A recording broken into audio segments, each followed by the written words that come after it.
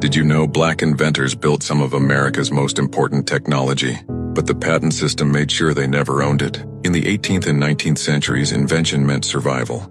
Patents meant ownership. Ownership meant wealth, and wealth meant protection. But for black Americans, especially those enslaved or newly freed, that system was never neutral. Before 1865, enslaved people were legally classified as property. That meant anything they created, machines, tools, methods, legally belonged to their enslavers.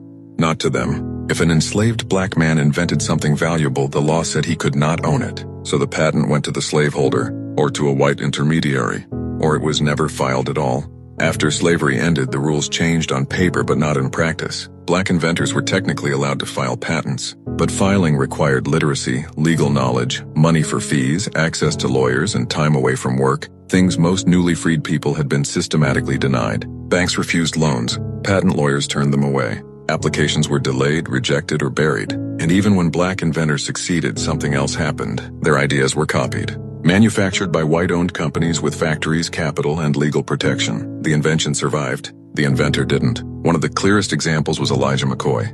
Born in 1844 to formerly enslaved parents, McCoy became a brilliant mechanical engineer. He invented an automatic lubrication system that allowed steam engines and industrial machines to run continuously without stopping. Railroads depended on it.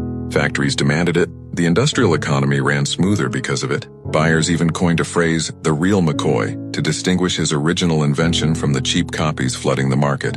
But even with dozens of patents to his name, McCoy struggled to profit the way white inventors and corporations did. His designs were replicated, mass-produced by others, and scaled into wealth he never controlled. The technology built fortunes. The inventor did not. And Elijah McCoy was not an exception. He was part of a pattern. Throughout the late 1800s and early 1900s, black inventors contributed to agriculture, transportation, manufacturing, and communication. But invention did not translate into ownership, because patents without protection meant nothing, and protection was selective. White companies accumulated capital. White families accumulated generational wealth. Black inventors were written out of the story. History books celebrated American ingenuity. They rarely asked whose ingenuity it was and who was allowed to keep it. By the time laws became more equal on paper, the damage was already done. And it leaves a question that still matters today. If innovation creates opportunity, who decides who is allowed to own it? Industries had been built. Markets had been claimed. Credit had been assigned elsewhere. The gap between invention and ownership became the gap between poverty and power. This is not just a story about stolen ideas. It is a story about how wealth is engineered, about how progress can be built on invisible minds. Not every hero makes it into textbooks. Histora brings them back. Follow Histora for more truth.